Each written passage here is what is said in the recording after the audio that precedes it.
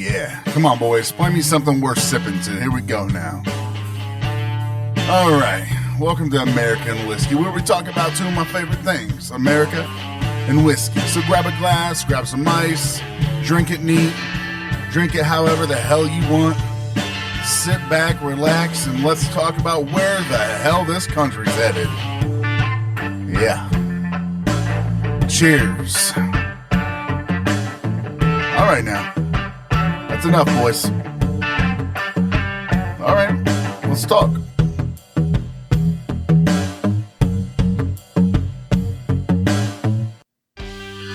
Standing 6 foot tall, 400 pounds. In the right corner, we've got the one and only Big Sturge, 5 foot 10 and a half, maybe 5'9". Left corner, the redhead, Justice Lady. I don't know where we got redhead from, but here we go. Sounded good. Now, we don't know where he lives. We don't know where he's at, but he looks somewhere different today. Where are you coming from, Austin? 6 foot tall, 185 pounds, Austin. I ain't ever been that tall. I'm not going to be that light again, but I am in California, baby. Welcome back to Off the Wall Studios. We love the fact that you're here with us tonight, and we're ready to talk baseball and drink. So, let's go.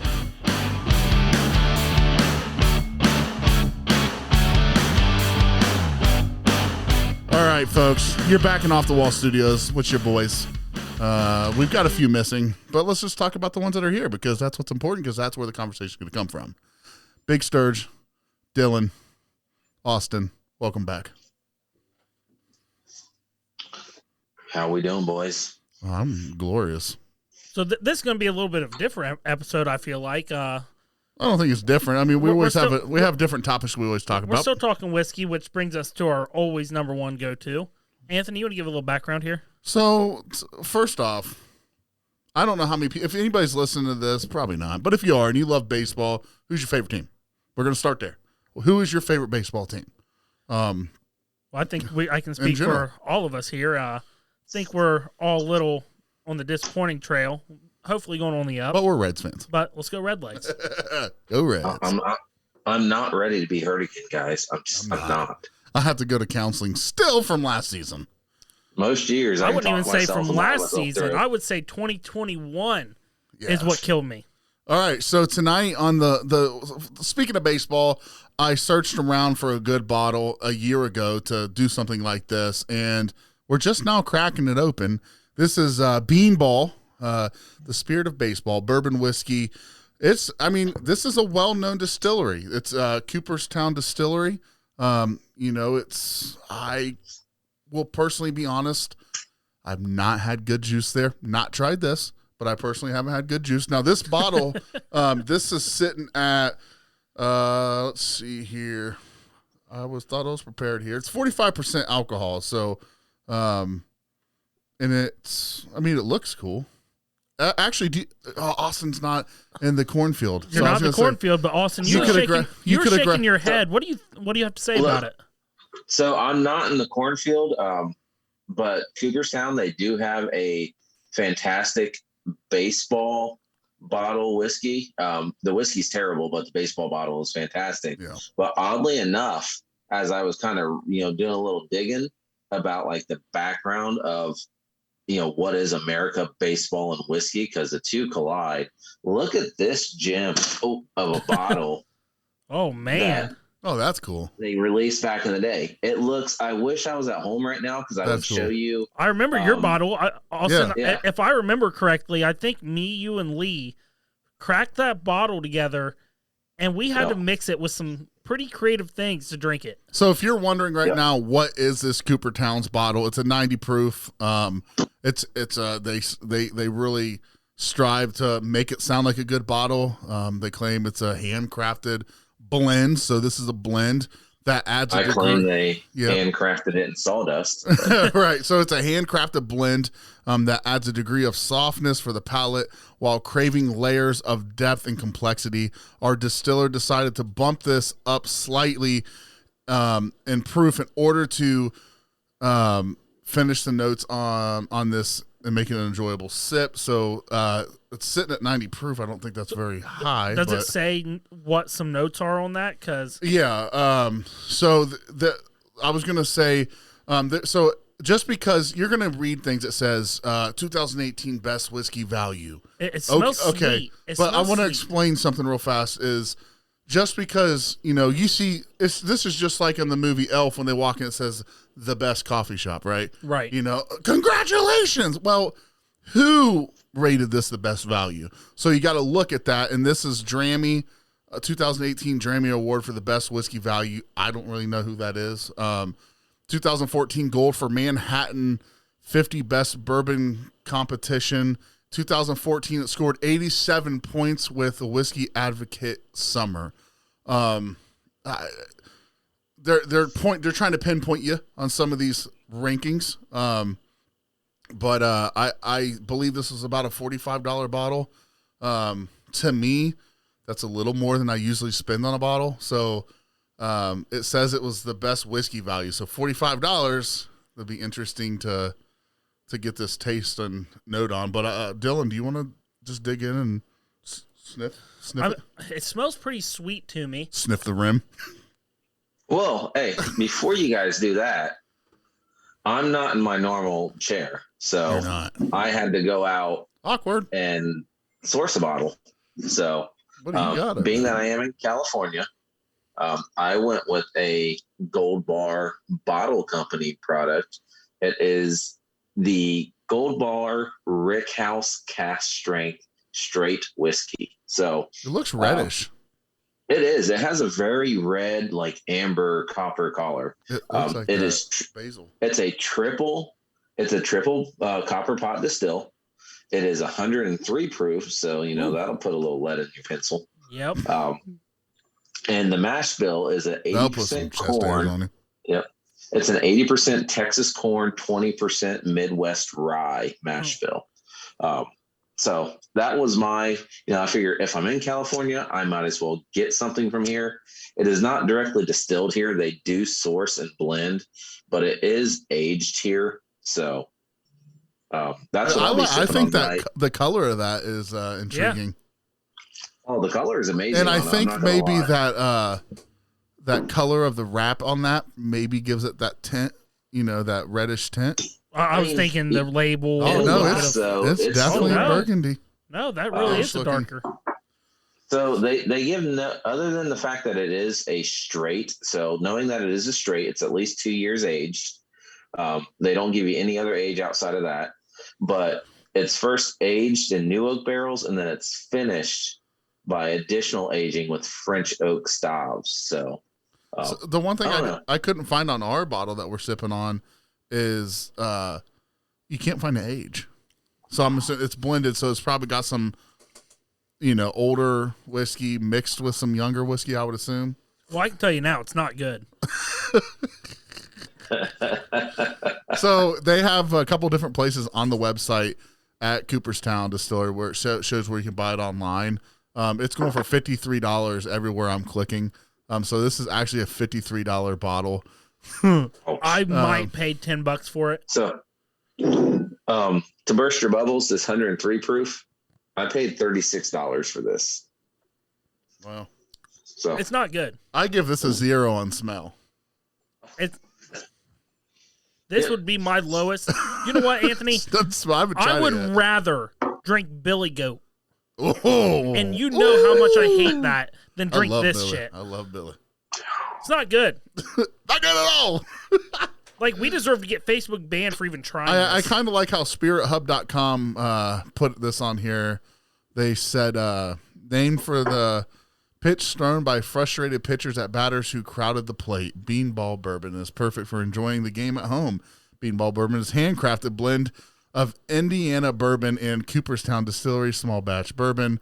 Beanball opens up the aromas of a fresh grass and tobacco. Well, I'm a huge tobacco smoker, so no, it feels like I just got beamed in the throat by a fastball. It's not good. It's not. Just Max Scherzer stepped up and fast pitched you. So let me get this straight. You'll like it. All right, I'm going to go for a sip. I'd rather get hit by a ball.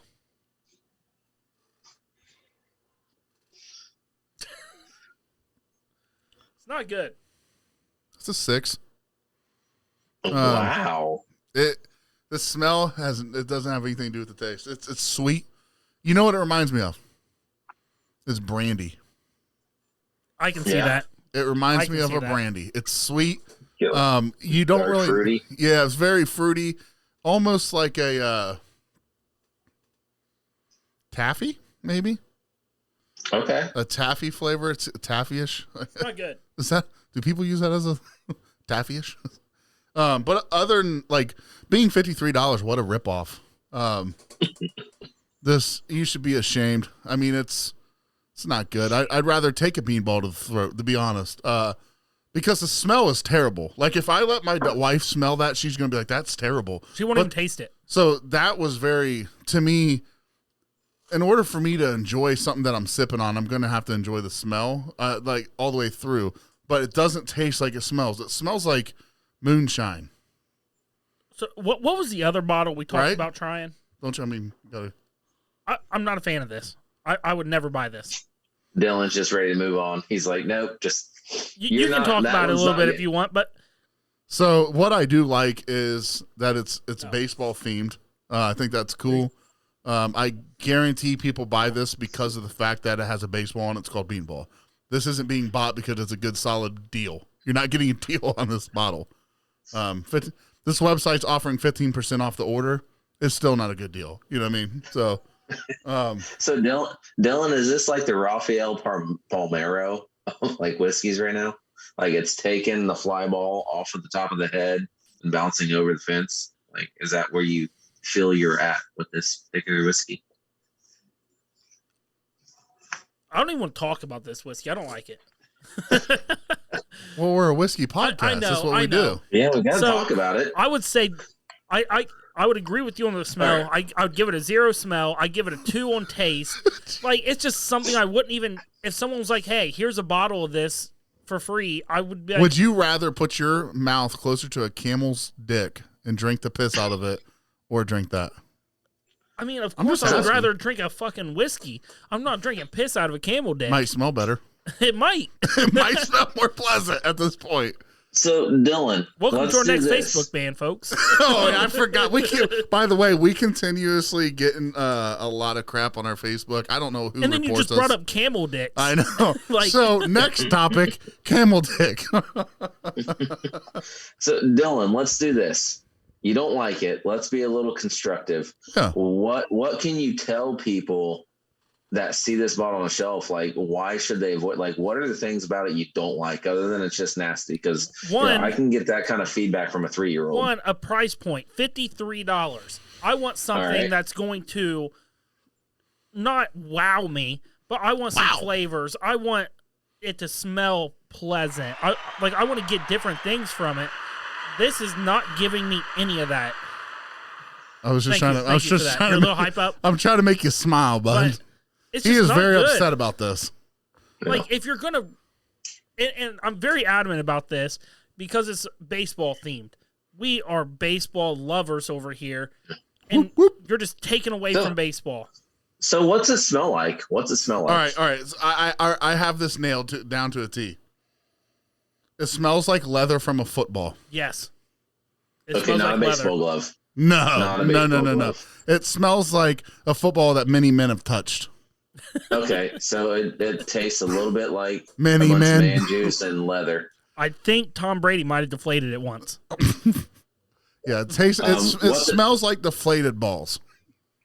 What don't you like about the taste? Is it just all alcohol? Does it taste like? See, I don't get alcohol the very first taste, dude. Like, I get that a very Cornish, corn sweetness. Like I said about Billy Goat, I just pretty much taste corn, like a corn liquor. It's just like a rotten corn. Is that kind of what you're? Yeah. Okay. What was that, Anthony? Hold on. Time out. Anthony, you said a 6. I want your truth feeling. He said a 6. He almost puked on that sip. I tried so hard to drink the rest of it with one gulp and just look like a man when I did it. And he wanted to puke. It was horrible. What's your real rating? 2.5. 2.5 tops, dude. It literally tastes like. Okay, here's another thing. It smells like the oil you put on a ball glove. Yes. Okay. Hey. There you go. Yeah. It smells like that, and it has the consistency. It's very oily. Yeah. Okay, so maybe they were going for that. They could, and that's what's interesting. It's a baseball whiskey, right? It definitely has that. Now, if I were smoking a cigar, had a couple drinks in me, smoking a cigar out in the, early spring weather, and you're trying to stay warm a little bit, I think this might be okay. But for just sitting in the studio and trying to enjoy a drink, Dylan, we know. Austin, it tastes like camel dick. Austin, we know. Give us a little pleasant review. What is yours? All right. So, Rick House by Gold Bar. Interesting thing, we've talked about this.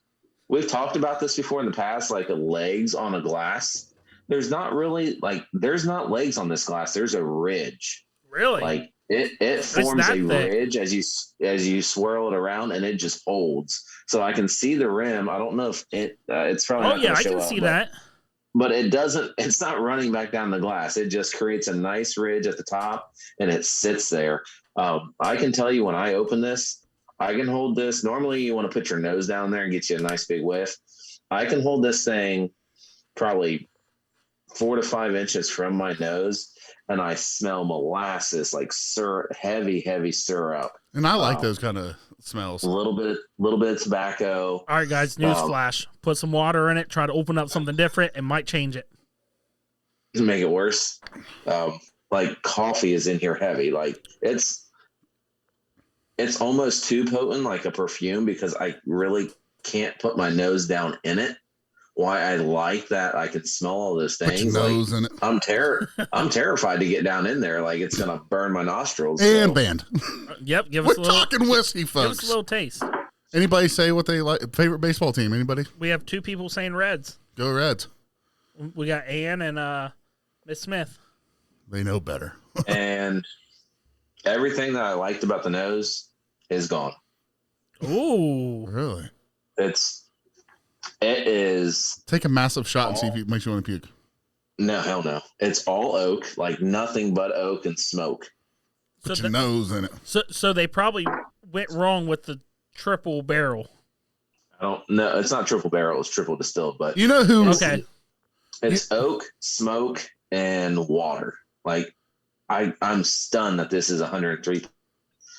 It's got to be right at 2 years, and like I would almost question if they didn't add colorant to this because of how rich and deep the color is on this, and how just flat and watery it is. His face doesn't look good. It's not like I was excited when I smelled it. I am extremely disappointed. Like the nose, I would give an 8. Really? Like, the nose was good. The taste, I would give a 2. Wow. I think that's your first ever 2 rating. He's never given a bad reviewing. It's really hard to review a whiskey bad because we love it. You know what I'm saying? Yeah. And this wasn't planned. Like this is a coincidence. We both got shitty whiskeys. It's crazy. I could definitely use this to barbecue. I'll tell you that, because the smoke is holding on. So I would love to take this and soak and smoke, some brisket or something. Let me ask you this. I think it would be great for that. How about a cocktail? Maybe. And I will go down and I will get some bitters and stuff here later on tonight. I'd be interested to know that. Kind of share, but it's too thin. I don't think it's going to hold out. No. It's just too thin. See, I thought the Coopers, like if you swirled that around the glass, it was oily. Yeah, it wasn't oily. Thin. It definitely is not a thin drink. Now, correct me if I'm wrong, Austin. A lot of blended whiskeys are thin. They can be. Okay. I mean, yeah, they can. They absolutely can be. When you start mixing things together, you run into that. But like this one, it's 103 proof. Yeah. I get that Cooperstown at 90 could absolutely be thin, but I would think at 103 proof, this would not be thin. Right. But it drinks like this really drinks like an 80, 86 proof whiskey. Like as far as like the viscous, like mouthfeel, like it. Get a new glass, bud. It's all good. You don't have to drink that. Yeah. I've had lagers that are thicker than this. I mean, So, again, at value though, $36. I wouldn't buy it again, but I don't feel robbed at $36. I've got 103 proof. I could find, like I said, I think this would make a great bottle to soak some meat in and make a great barbecue with. So I have a use for it. So value wise, I'd give it like a 4 or 5. You know what's interesting about a lot of the smoky bourbons is I've not enjoyed. I don't know what it is. Dylan's bourbon is a smoky bourbon, and I enjoy it. Which one? Like as it's maturing, I find a lot more joy in it than like this, or obviously when we initially, kind of checked his out. So now I don't know if you have anything else sitting over there, Austin, but we were going to try one more on our end. And before we jump into this next one, let's jump into our first topic that I wanted to bring up for the baseball side. Well, let's do this real fast, and we'll dive into baseball. We can do the first question and then dive in. Whatever. The first question. I kind of want to just get this out of the way, because baseball's going to be a while. We can do the tasting, and then as we finish, dude, the first thing I smell on this is maple syrup. Yeah. So what are you sipping on? God. What do you got going? It's Jim Beam Rye Pre-Prohibition. It is. I haven't looked anything up on this. My boy might be able to help us up. Austin, I know. You just hit that on the head. When I smell that, it's maple fucking syrup. I want pancakes. Exactly. Do you have any information for us, Austin? So I'm familiar with this one. This was one that when I was traveling a while back that they actually had. And so I went back because I remember this product from multiple years ago. This is their Jim Beam Pre-Prohibition is what they call it. Let's put those quotation marks up there. They also used to just have a Jim Beam Rye, which was 80 proof. Everything when I tried it, I did enjoy this. I'll tell you flat out that I had this side by side with the Rare Breed Rye from Wild Turkey, and I like this better than the Rare Breed Rye. Just putting that out there. But as I dove in and I searched for information about this, the only thing I could come up with is Jim Beam gives you zero information about what they've done to this. The only thing we really know is it's 90 proof. It's at least 4 years. How it's pre-prohibition style, they give you no information on. Their old Jim Beam Rye was at least 3 years and 80 proof. From everything I could find out from other people, all they've done is just let it age an extra year, and they've not proofed it down as much. They supposedly came up with some pre-prohibition formulation, but they've said absolutely nothing about what they've done to make that formulation. That's a real downer too, because it's like, what it is. What was it that you guys did to make it smell like this? It's a good product. That's the thing that drives me up the wall about this is for a $20 bottle, it's up there very hot. In my opinion, it's a 9 or 10 value. It's a great bottle, but easy to get? Question mark? Yeah. Let me hit you with this, Anthony. Yeah. Pepper. Oh, there's definitely a spiciness to it. There's no doubt about that. It's a black pepper. Yeah, there's a definitely your tongue is starting to evolve, my brother. Yes. I taste something, or I smell something sweet. I can't tell you what that is, but have you ever had Crown Royal Rye? I have not. Yeah. Kind of smells like that. Okay. Interesting. It does smell a little better, but it reminds me of it. I'm going to give this a sip. So in the nature of pre-prohibition, 140 years ago this year, the American Association of Baseball allowed alcohol sales at their stadiums. So about that. That's good to know. Tell me if I'm wrong. What? Pepper and vanilla.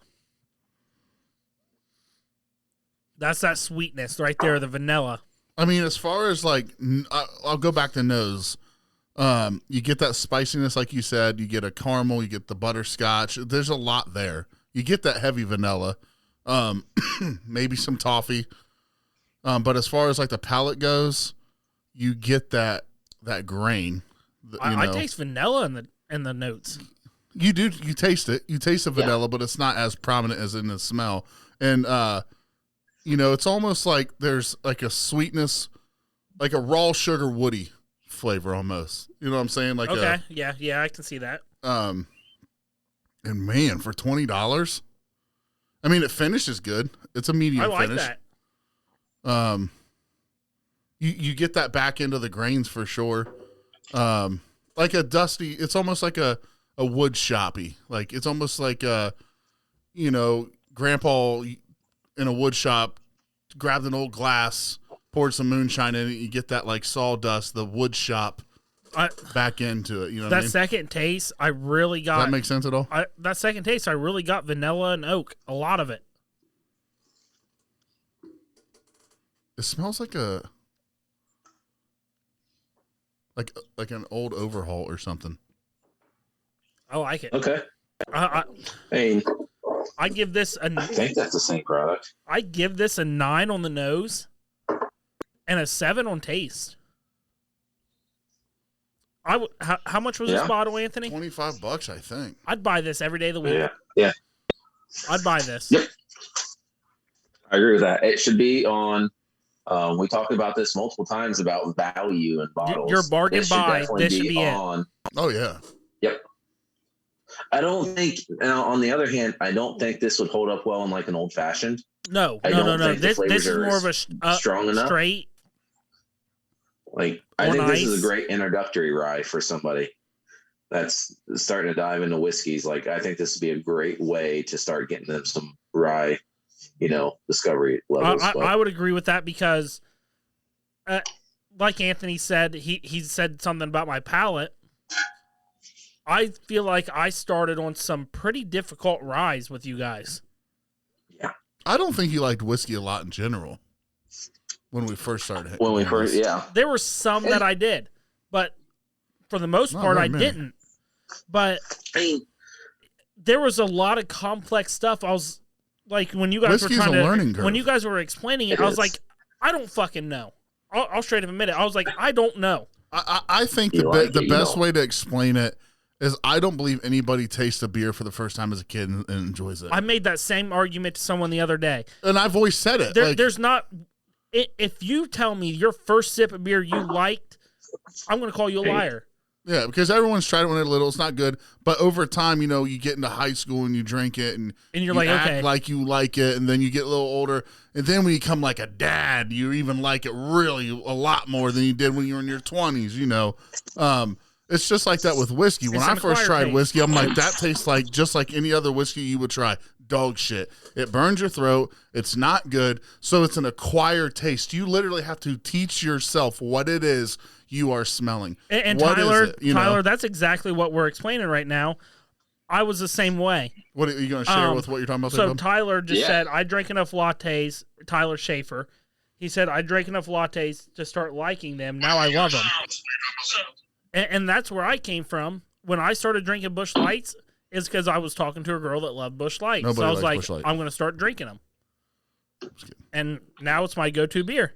And it's like when you get into whiskey, it's even more that. Like it's so unless you know what you're trying to understand, and like if you just want to smell and be like, it smells like alcohol, yeah, it does. But you got to get past that. You have to try different things, figure out what it is you like.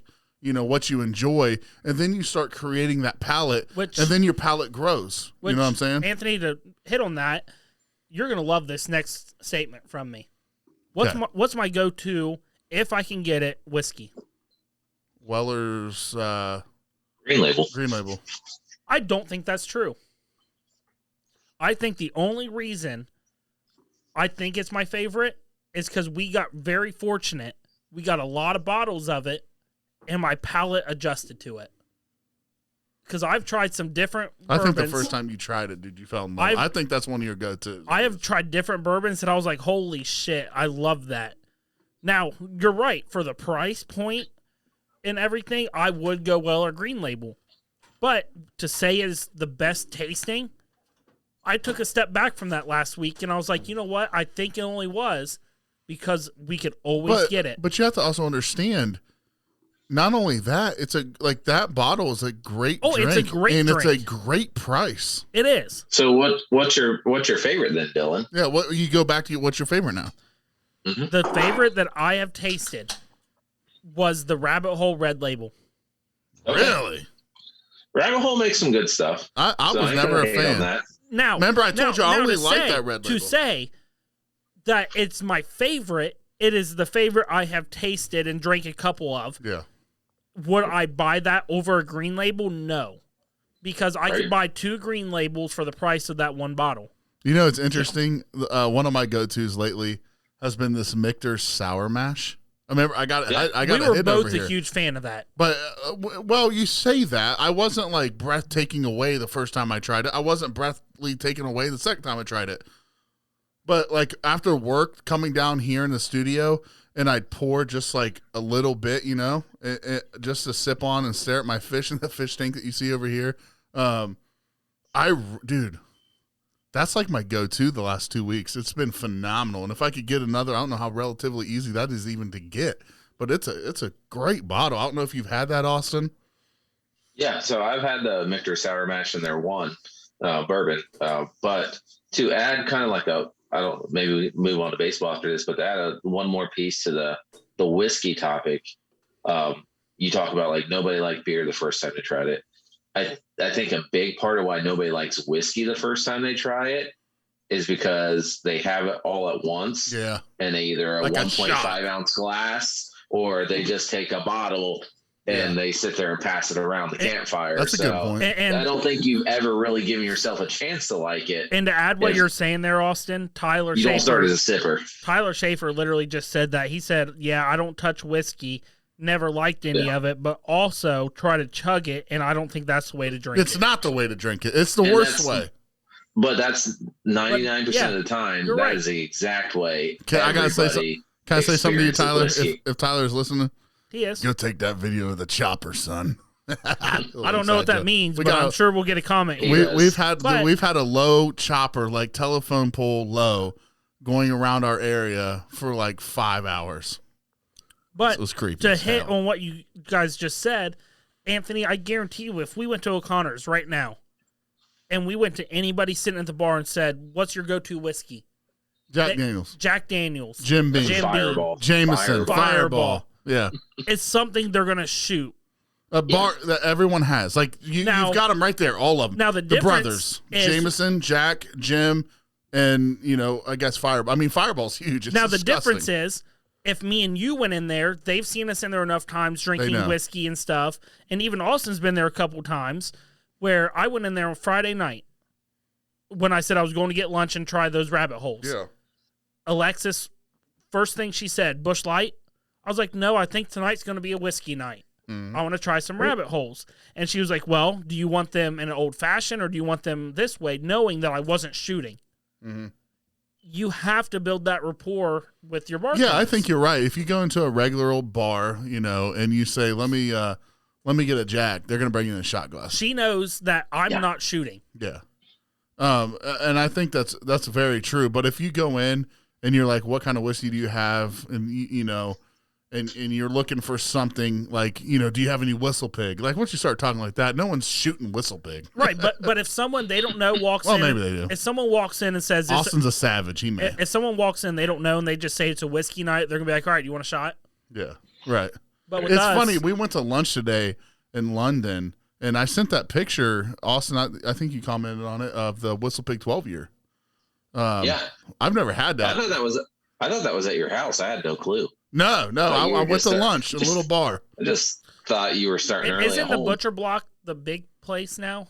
That's the Butcher Block. I'm talking. This place is called the Mad Cow in London. Oh, okay. And they had a great. I mean, you could tell if you went there to drink whiskey, you went there because you weren't taking shots. That's for sure.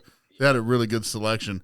But yeah, we can move on to baseball. But real fast, other than that Michter Sour Mash, that Whistle Pig lineup that I got in the back there, we do have fantastic.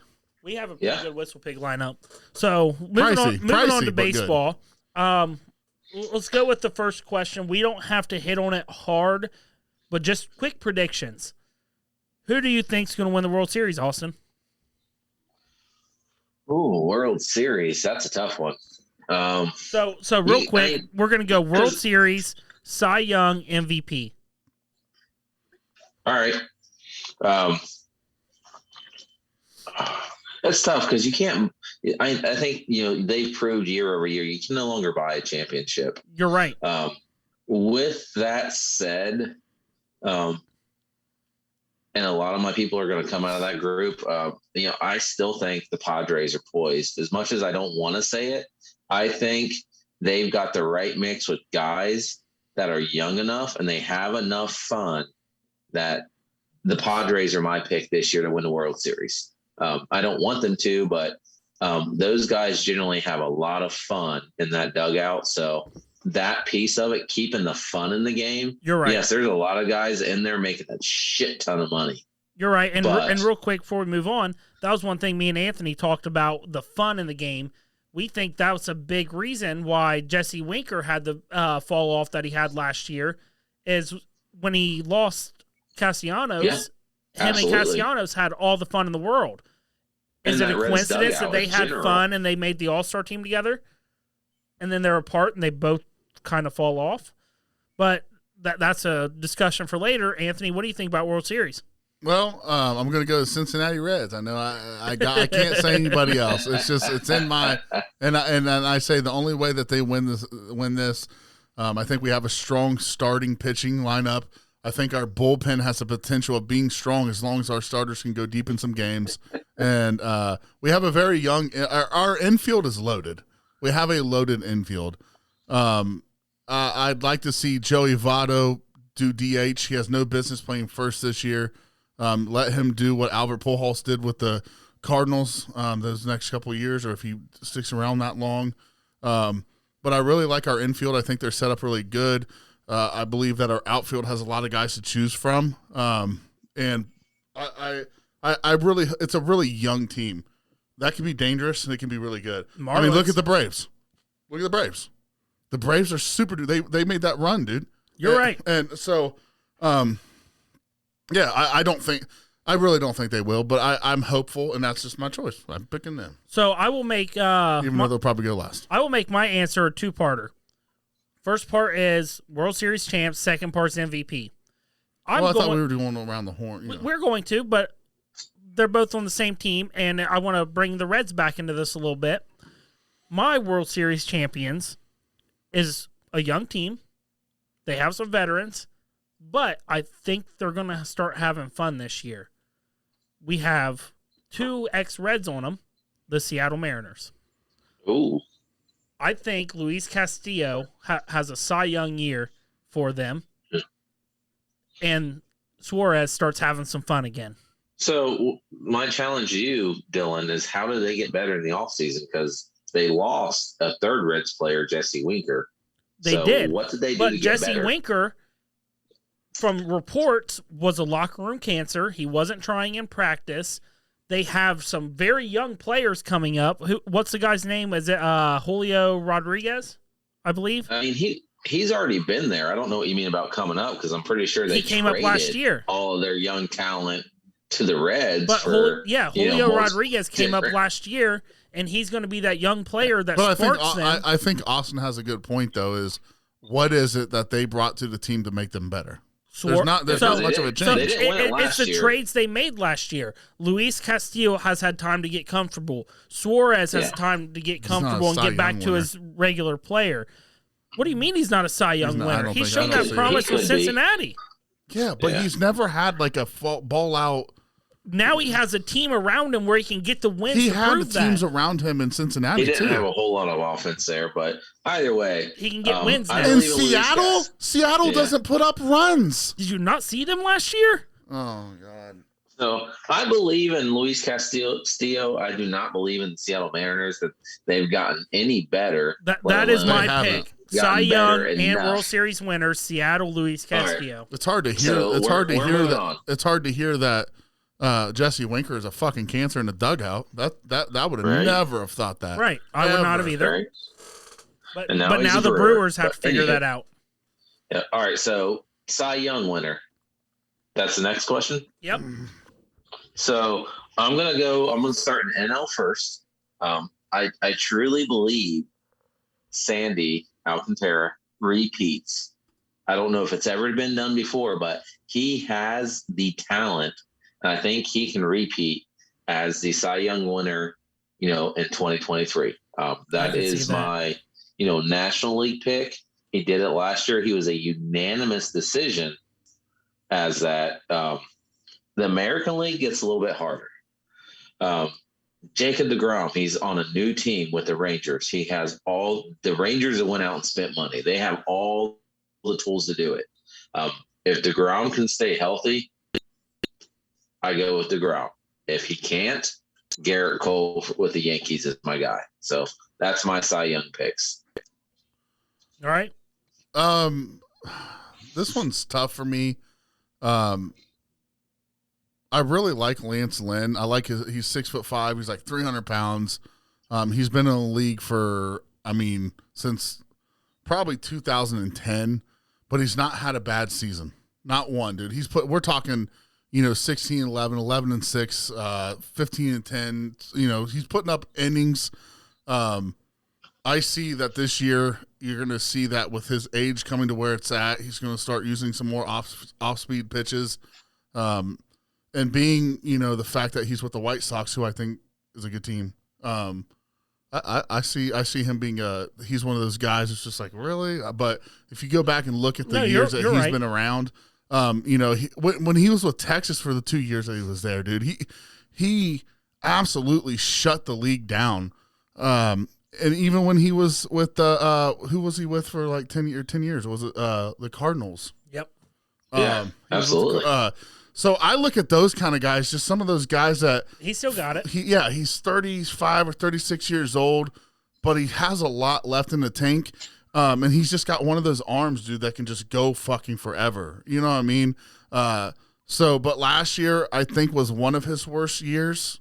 I still think he was under a 4 ERA, which is huge. But he may have went like, 8-8 or something like that. But I think he bounced back. I like what I've seen in him at the end of the year last year, and so that's my guess. But going back to pitching is so crazy because you could just have that one guy that just comes out of fucking nowhere. You know what I'm saying? Right. There's so much talent right now, but like Shane Bieber. Yeah. Right. Like I feel like the AL has a lot of studs when it comes to starting pitching. and you're 100% right with that. So Anthony, or the dude for Toronto Blue Jays. What is his name? It's not Robbie Ray, right? It's he moved on. Alec. It's not Montez. It's Alec Monaho. Something like that. Monaho. Monta. That's what it is. I knew it was something. I think he's probably up there. He's got to be up there for that. But yeah, I would say I like Lance this year. So right. Anthony, go ahead and lead us for MVP here. Aaron Judge. Okay. You think he's going to repeat National with his League? home run title? National League.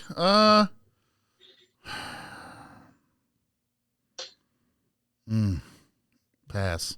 I don't know yet. Fair. Austin? Right. So I'm going to go with your American League MVP is going to come. I'm not going to put a name necessarily. It's going to come from the Angels. Mike Trout is entering, his 31st year. In my research, athletes in MLB tend to peak between ages 28 and 32. He had a solid year last year. He hit 40 home runs in 119 games. This is 1 year he's healthy this year. He's going out to play the World Baseball Classic, which I think is really going to get him amped up to walk into opening day. He's not going to be walking in out of spring training, in cruise control. He's going to go in the World Baseball Classic and really get, that intensity that you don't feel in spring training. Okay. Or Shohei Ohtani. One of those two from the Angels winning the American League MVP. So I'll take over there real quick. My Angels is Shohei Ohtani. And then for the National League, as much as I don't like the guy, I can't stand the guy. I think he's a prick. I'm going to go Manny Machado. I think he's finished like second and third in MVP the last 2 years. Like I don't know how he's quietly done it, because he's not a quiet guy. Like, he showboats and it drives me nuts, but somehow he has performed at an extremely high level without really showing out. So I think this year he's going to come in and show everybody exactly why he got that contract and take the NL MVP. So I think I really like the Braves this year. So I really like Austin Riley. I think he has a good ball team around him to really shine at third. I mean, let's be honest, dude. The dude, what was he? Was he plus 40 last year in home runs?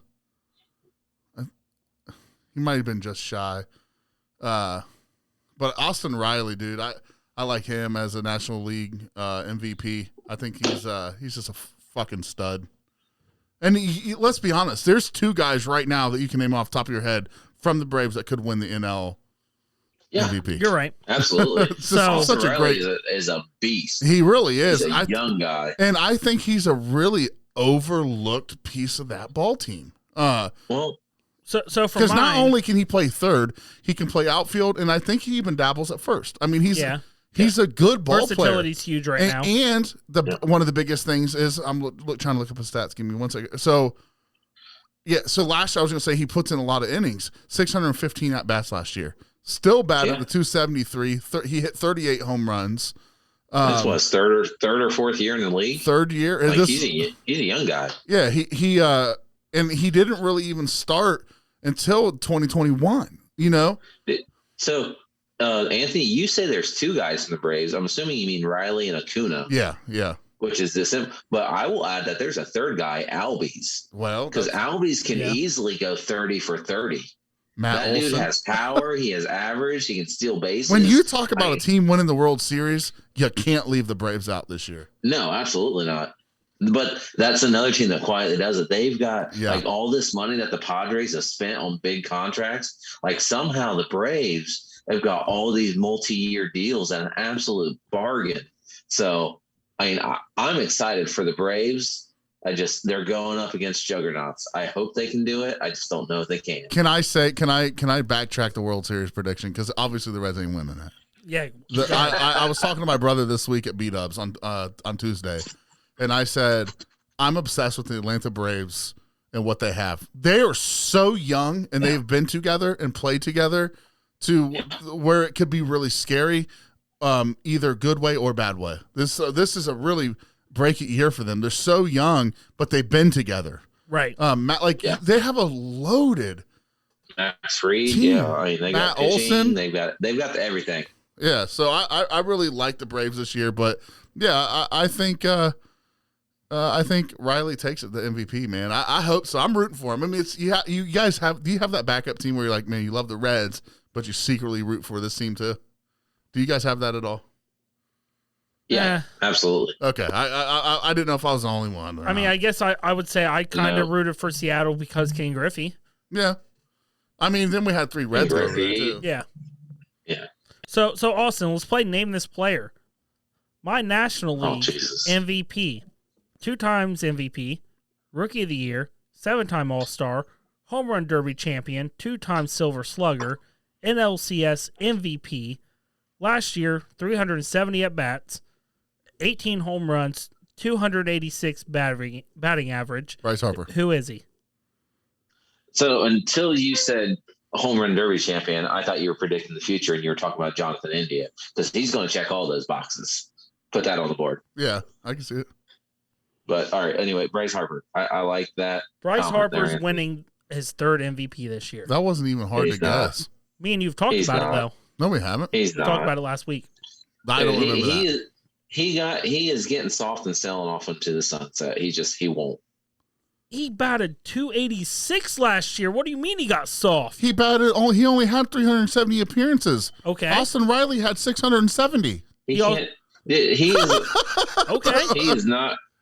Man, I don't have faith that the dude can't even stay healthy continue to play every game. But I think Bryce Harper's my NL MVP. AL, I will go Shohei Ohtani. He gets hurt. I will go Shohei Ohtani, and I will even throw a curveball on it. The Angels will not keep him. Can I tell you this? My brother predicted Bryce Harper to win the MVP this year. Shohei Ohtani, the Angels see him leaving. They will trade him this season. Harper, if he can stay healthy, he has a chance. But in the last 4 years, the dude started in the when last he 4 was. years, he's shown that he can no longer stay healthy. So, and he started when he was 19 years old. You're right. He's been in the league 10 years. Dude, the kid's getting tired. Dude, they used the fuck out of him in Washington. Yeah. His problem last year, he only played in 99 games. And the year before, he played in 141 games. You're right, 141 the year before. Yeah. And he hit 35 home runs. How many did he play the year before that, Dylan? Okay, you want to say 58, and then we'll go 157, 159, 111, 147, 153. You have to look at that. So when he plays, he is always an MVP candidate. No. So my comment earlier, that 28 to 32 should be the prime of your career. He's walking into that 28 to 32 You're right. with injury-prone issues. But you're saying that it was 2 years of an outlier. Bob, 2 years. You don't win. You don't win batting. You don't win MVP batting a 249, a 260, a 268, a 243, a 273, a 270. You don't win MVPs doing that. Nope. I'm sorry. You just don't. I don't give a shit if you hit 40 home runs or not. If you're batting a 269 with 40 home runs, you're not when there's so many other players out there that are going to be batting 309, stealing bases. He's hit 40 home runs one time in his career. Yeah, it was like 45, and it was with Washington. 42. Yeah. Whatever. I'm not looking at it. Exactly. It's not even 45. So, yeah. I mean, he's a lifetime 280 hitter. He's hit 40 home run once. Like he hits 30 plus home runs this year. He's winning MVP. No, he's not. He better hit 320 if he's getting that. 30 home runs MVP. 30 home runs and 320. If he doesn't have 320 and above, he's not winning MVP. It's not happening. Hey, I'm just saying, I don't know why you're hating here. No one argued your MVP guess. Because it wasn't arguable. Because guess what? Because he named 3 players. All right, so Dylan, what with that 30 home runs? I'll give you the 30 home runs. I think he's having a bounce back fucking year. Suarez hit 30. Right. He wasn't even in there. What's he gonna hit? What average is he gonna hit for with that 30 home runs? Is he gonna hit 280 again? No, he's hitting plus 300, at least 30 home runs. Well, there is gonna be 5 other players that hit 30 home runs and hit plus 300. Why is he getting MVP over all of them? He's only had 3 years of above a 300 or 300 or above. 3 years. Okay, you guys can sit here and argue my fucking pick, but I think he's going to have a bounce back year. No one's arguing. You guys are just sitting here hating on my fucking pick. Hey, Austin, Dylan can't handle getting trolled. I'm cool. Dylan, no, hey, he's not going to have a bounce back year. Yeah. He's going to have a career year, is what you're saying. Which, according to your science, what's the age? Yeah, absolutely. So he could have a career year. It's not a bounce back year because, again, he is still on the downhill slope. But anybody can have their career year at any point. I mean, steroids help all of that. So, but I think Bryce Harper bring back the roids is ready this year. He's going to have an MVP year. He's ready this year. He's ready. But I think it's going to take more than 30 home runs and 300. He needs to go. When I said 30, I said 30 plus. He's going to have to put up Aaron Judge numbers. He needs 40 and 300, or he needs 30 and 320. Like if he wants to stand out and hate on it, I don't think Aaron Judge has the same year he had last year. What do you mean? Well, he doesn't have to have an Aaron Judge year because Aaron's in the AL, so he's competing against National League guys. Right. I just don't think Aaron Judge does that again this year. I mean, hell, Tatis and Machado can do that in San Diego by themselves this year. I mean, you got 2 guys on one team that are going to do it.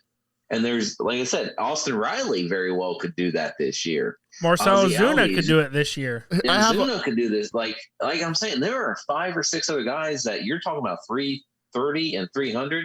There's easily 5 other guys who are going to walk into those numbers. All right, so we're switching gears here. What do you guys think about the changes this year with the stop clock and the shift? I'm good with it. I like the shift. I like the shift rule. If you don't, dude, I want to watch balls get through. I want to see people make plays. Yeah, you do. Yeah, yeah. I want to watch a bunch of balls. Okay, I want to see them get smacked around. My only argument. I want to see these balls just smacked around, Dylan. My only argument on the pitch clock. Well, I'm smacked around. I don't know if it should be the final 2 or final 3 innings. The pitch clock should go away. I disagree. Late in games, it becomes a chess match, and you got to be able to let them play head games. I'm tired of watching them adjust their jock strap and their gloves and their. I don't disagree with that. So I'm good with the pitch clock staying there, but I'm a firm believer that in the 8th and 9th inning, if just like on a foul tip, you can't unless you're bunting for it. I don't think in the 8th and 9th inning, a strike 3 should be allowed to be called in the playoffs only on like a clock violation. You know, I would say overtime. Somebody cannot or overtime. Somebody I'd say cannot extra strike innings. out. Yeah, I don't want to see a game end because of a strike 3. But I just think it makes it more a strategic game. I mean, you really you have to be who wants this win? Somebody that's wanting to adjust their cock strap or somebody that's just going to stay in the batter's box and fucking play. Because you got to remember too, the pitcher can be fouled too. I get that. Yeah, you know. But if a World Series Game 7 is decided because of a ball 4 walk or a strike 3, if it's called off of a jock strap adjustment, dude, that I am going to be so pissed that a team wins a World Series because of a walk-off walk or a strikeout. I'll tell you right now, if it comes down to it, be death. And I agree with what you're saying here, Anthony. But if they're what I'm outside saying, the box and they're fucking with their shit. No, but if it's a World Series 9th inning and they lose off of a jock strap itch. No, I'm agreeing with you on that. But sometimes they itch. In a situation like that, if they're just sitting there fucking with their gloves and fucking with other shit, I agree with that. But if they're taking a second just to like take a little breather in a high situation game, like 9th inning, 2 outs, bases loaded, they have time to do breathing, the heart rate. Right now they have don't. time. The heart gets to just. They do have time. Like you got. They absolutely do have time to breathe. No, they don't. How many seconds is it? A lot. I'm saying 1 through 7, yes. But 8th and 9. But you know why they're making these adjustments, right? Because they're asking people that don't watch baseball. Baseball's in a decline. You know, it's declining. You gotta find a way to get it moving. And I guarantee they took a poll. Yeah. They took a poll around with thousands of people, and they asked thousands of people, "Why don't you watch baseball on TV?" Okay, let me ask you this. It's such a slow game. It's such a slow game. Dylan, the words you used, you asked people that don't watch baseball. I'm gonna say they ask people that don't watch baseball anymore. Like Joey.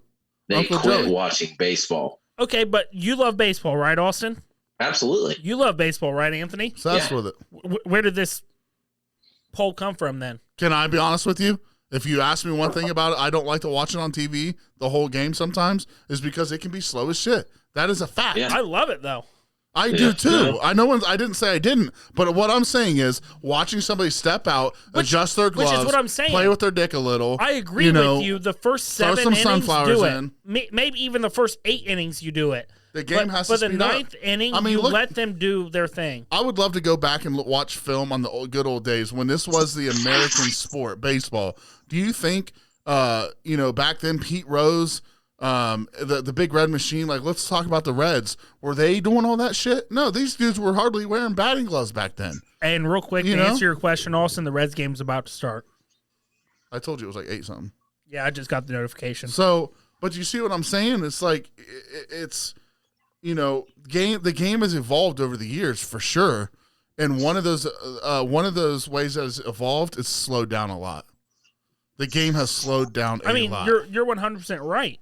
I mean, it's like the NFL. You can't just take all the time in the world. You know what I'm saying? You got to get the play in. You got to get called out, or you got to call timeout. Or you're going to get penalized. And that penalized, but that's why I'm and agreeing. being penalized in football could be the game factor. I don't hate the clock, but Austin, you've seen it in Cincinnati. Yeah. If you go to get a beer, how much of an inning are you missing now? I mean, I'm good with it. They bring you the beer. That's why they have people bring you beer. Thank you. Hey, Bob, over here. Give me 2 of them. Those kids work hard. Like a lot of those kids that are bringing those beers, they're college students trying to raise money for their sports program. So was one of those kids one time, people? tip those boys that run up and down those stairs, and those girls. 20%. Right? Yep. But I like it. I really like it. I just don't like it in the ninth inning. That's my biggest thing. I agree. So but in football, it's not like you get a minute 30 in the fourth quarter, in between. You know what I'm saying? Like you have to set a standard, go with it, see how it goes this year. Guess what? If Acuna comes out the bat and he wants to spend 11 seconds stepping out of the box, he fucking can't. No, he can't. He has to be in the box in 8 seconds. That's what I just said. You said 11. Yeah. That's what I said. That's what I'm saying. If he wants to spend 11 seconds outside of the box, he's going to get dinged for that. And he knows that. Guess what? It also speeds not the game set in up. Stone. They get to the playoffs. I know it takes seconds. I'm just saying if he wants to spend 11.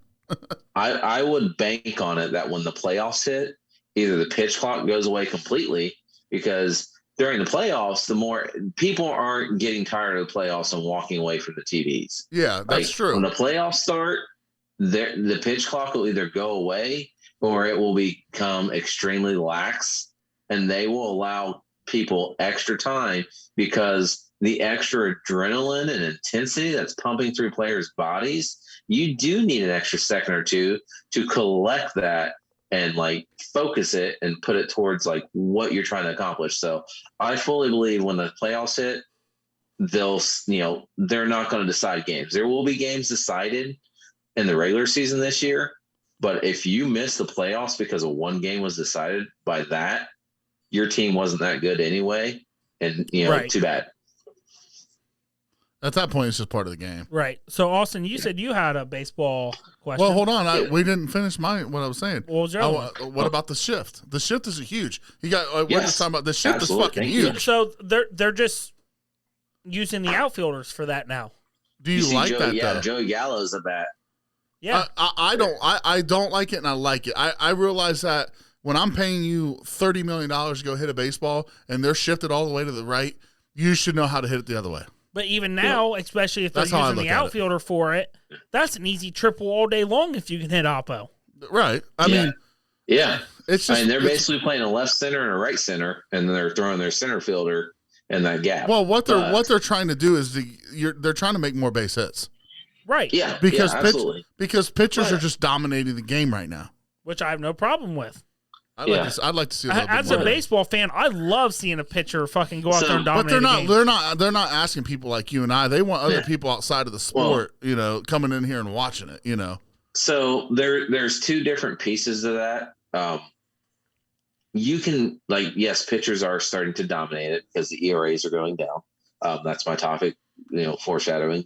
But the pitchers aren't dominating to the point where they're breaking.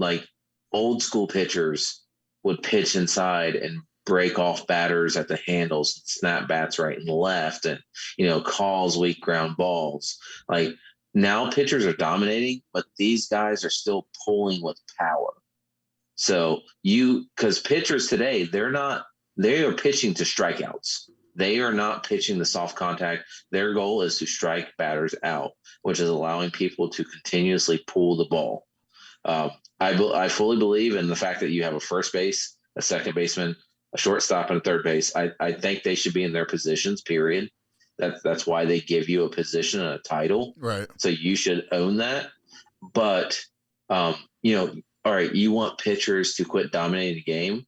They've done it in the past. They lower the mound height. Okay, well, pitchers will not dominate anymore, but it's not going to stop the pulling problem. Guys are still going to pull the ball. The home run rates are just going to go up because you've lowered the mound height. They've done this in the past. They've lowered, they raised it. Over the years in the history of baseball, they've done that. So I think what they're trying to do with the shift is come up with a new solution besides change the mound height, because they realize that pulling ball is kind of here to stay. It's not going away. Right. I think it's a generational thing. In 10, 20 years, I think guys are going to find power to opposite field again. But right now, pulling the ball for power is exciting. It's generating power and home runs and lift and everything else. So home runs bring people to the stands, baby. Yeah. I want to catch a home run ball. Me too. I want to see Sammy Sosa just rock a ball out the stadium with a cork bat. You got to raise those ticket prices in the outfield. What better way? I know, right? Why not allow steroids then? I never said I was against it. Right. I'm all for it. You want to see people hit fucking balls into the river all day long? Listen, it doesn't speed up your bat speed anyway. It just makes you fucking launch them. Right. Lies. Come on, it just makes you launch them a little farther. Instead of hitting the home run normally, you launch it. Bring back the All right. So we talked about ERAs there. Hitting the ball the other way, all those wonderful things. Pitchers dominate. Slick. 2019 ERA. I always wanted to call somebody slick before, my bad. All right, slick. But in 2019, the ERA for the league was 4.49. In 2020, it was 4.44. In 2021, 4.26. 2022, 3.96. Really? With the institution of the ban shift, what will be the 2023 ERA for the league? I don't know. 4-2. 4-2. What was I supposed to say? 4-2? 4-2. So it's only going to step back 1 year with the shift ban? I'm going 6-2. 6-2. It's going way When up. was the last time it was 6-2? Ever? I don't even know. Back in the day when they all played baseball in prison. Prison leagues. They were playing under. They tossed the ball underhand. I wanted to say a couple more inappropriate things, but we would have lost listeners, so I didn't say it. Say it anyway. No. Mama didn't raise a bit. No. Oh, no. So here you go. 1894. Before Jackie Robinson. ERA with us. Yep. A little bit. 1894, 5.33 ERA. Here you go. The peak. At that, I need a drink. Era, 2000. Sorry, go ahead, Austin. We're sorry, brother. The peak of the steroid era, 2000. I think that's right there with the whole McGuire, Sosa, right? The ERA was 4.76. Barry Bonds, you forgot about him. Yeah, well, he came a touch later. He let Sammy Sosa and McGuire set the stage, and then he blew it out. So 4.76. That's not true. Sosa and McGuire came first, and Bonds came after. All right, go ahead. All right. But 4.76 in 2000. So I'm going to go, the fact that it was a 3.96 and last year, I'm going to go with like a 4.6 ERA. It's going to be a drastic spike, I think, in the ERA this year.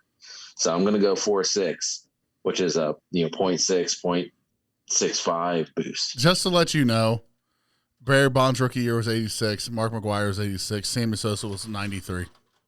But I was talking about more of when Sammy Sosa and McGuire were setting the 61 home run record and when Barry Bonds hit 73. That's the conference or topic I was discussing. Because McGuire and Sosa were hitting, beating Maris first. And then Bonds came on the stage and hit his 70, 73. Might want to do your research. Yeah? Look it up! Look it up! Okay. No, don't look it up now. Look it up later. All right, so what was the ERA predictions? Real predictions. Look it up.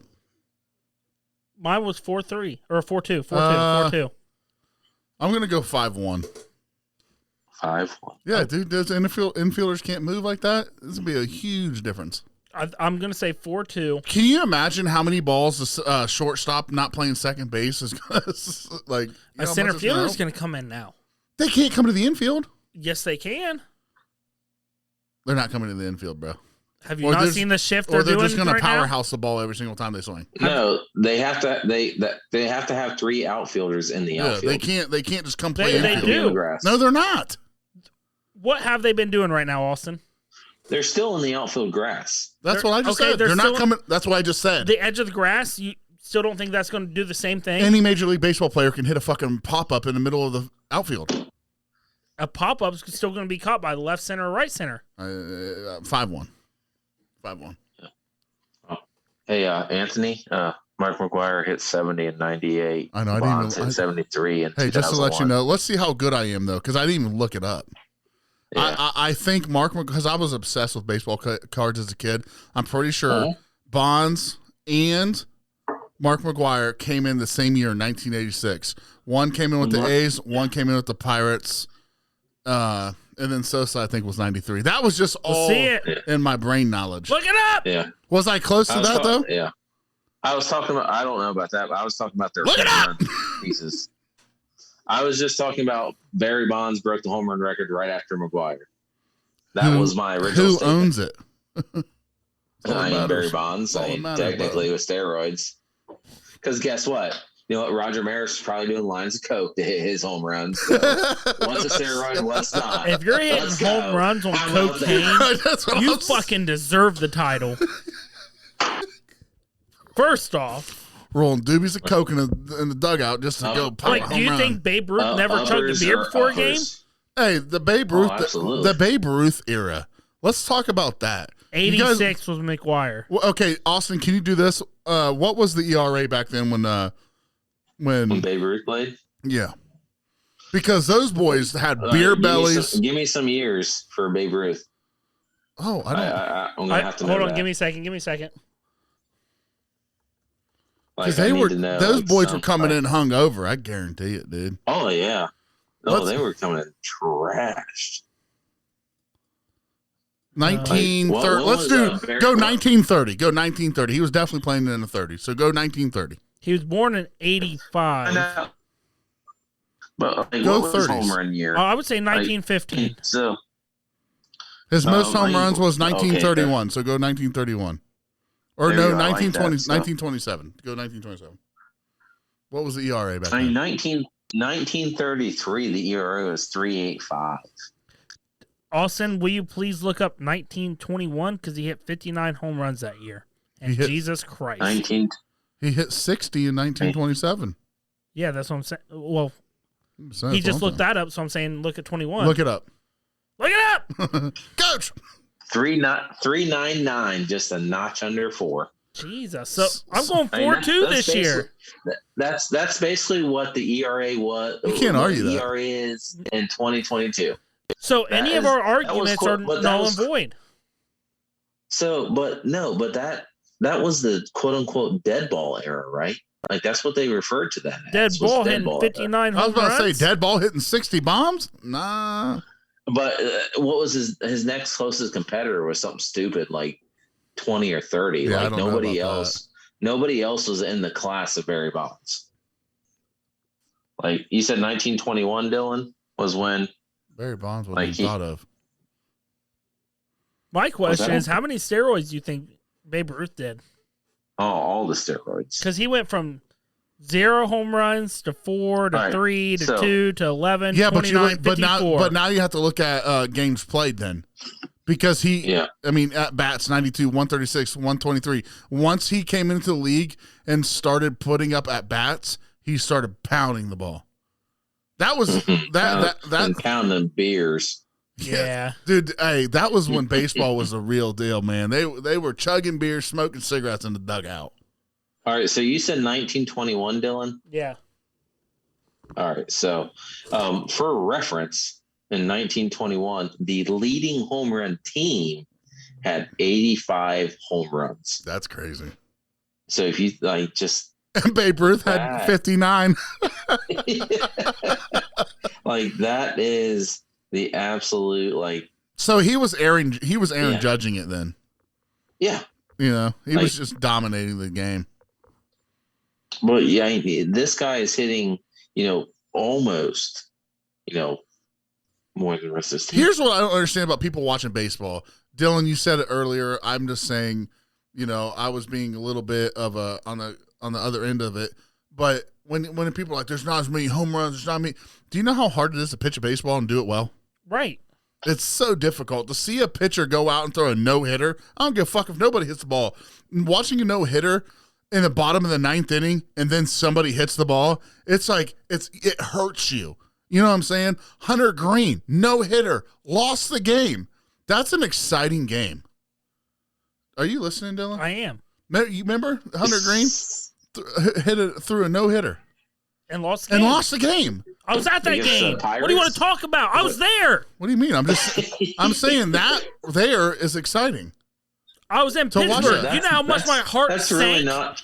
That's actually depressing. But you see what I'm saying? People that are saying, "Oh, let them hit bombs. Let them hit bombs." Do you know how electrifying it is to watch a pitcher do work? To go out there, it's phenomenal, and throw 118 pitches and understanding the game of baseball. I say if you are only there to watch people hit a ball, kind of educate yourself and with Anthony, the sport. To elaborate on that, I was at that game in Pittsburgh. What do you want to talk about? I can tell you now. What do you want to talk about? Even Pittsburgh fans were like, he's throwing a phenomenal game. Everyone was engaged in that shit, game. It's a no-hitter. That's what I said. They loved, I wouldn't say loved that their team was getting no hit, but they're like, this is a phenomenal performance. Everybody likes to see that. I was there with Pittsburgh fans. Yeah. And they thought it was electric. Best. So to say that home runs electrifies things, no hitters do. Are you doing right now? Yeah, no, it's electric. You can achieve it. It's electric. All right. Doobie. So we've been on for an hour and 16 minutes. I gotta obviously edit this bitch and get it on. So right. I love pitching. Screw hitting. Same. I love hitting. Screw pitching. I hate you. You also like catching. Austin, Coach, put me in. And guess what? It's America. We can hate each other. That's why I got that and tattoo. respect each other. Austin. Hey, Kyle Jones, take a look at it. Just look at it, Kyle. Yeah, real quick before we end this episode. When I'm the pitcher. Real quick before we end this episode, we have a guy on Facebook on my tattoo, man. Kyle Jones. What? Yeah, Kyle Jones. What? Why did you not return my message, Kyle? He wants to get a tattoo. He needs your approval. I've tagged you in multiple comments. I sent you a PM. I sent you a fucking friend request, and you're ignoring me. Just look at it. No, I'm going to just flat link on my fucking body. All right. So if you guys will, clearly he's from California. No, he was a friend of mine. I got blocked. If you will give me his address, I will drive out to his house here in California and smack him in the face because he lives in the land of the Karens. Because if he doesn't like the land of the people, to anyone that wants to know, is I put a picture of my tattoo. Here it is. If you're watching, it's the American flag. It's not colored in yet. It says "We the People." And he commented on. He's like, "It's not done yet." Clearly, it wasn't done because I put on the post that it wasn't done. I was like literally the post headline was first session, one left to go. Hey. Yeah. This is the outline. And then he's like, "Don't get." And then I responded. I was like, "Clearly, it's not done yet, brother." And then he's like, "Don't get shitty with me. If you want my honest opinion, it looks like it's not good. It doesn't look good." And then Dylan goes on there, and just clearly those are the words of a guy that has watched way too much of the Ink Masters TV show, where he just assumes a tattoo gets done in 59 minutes. Right, has zero fucking clue. I was there for 3 hours, how Bob. long a tattoo? Yeah, exactly. And that was one session. One session. Yeah. So Maybe Kyle, three. keep watching Ink Masters. Watch those tattoos get done in 59 minutes, and people get voted off the island. And thanks for deleting me as a friend. I got deleted. Yeah. But no, it's just one of those things. Like deleted, he was like, people are just throwing ink on their bodies. Who gives a fuck if they are? Yeah. Is it your body? That's why I got the tattoo. We the people. We do what we want. Like who gives a people fuck? Are throwing dicks on their bodies. What's the point here? Yeah. I got a story about that we can't say on air. We're not going there. No. All right. We're not going there. Once we get off, I actually got a story for you boys. No. We're done. Shut her down. All right, shut her down, guys. We're American Whiskey. As always, you guys are in Off the Wall Studios with American Whiskey. I'm Anthony. I'm Dylan. I'm Austin. And we are American Whiskey. See you guys. Have a good night. Deuces. Yep, no dicks. Stay on here, Austin. We're not. Check and see if we're on live. We got to double check that.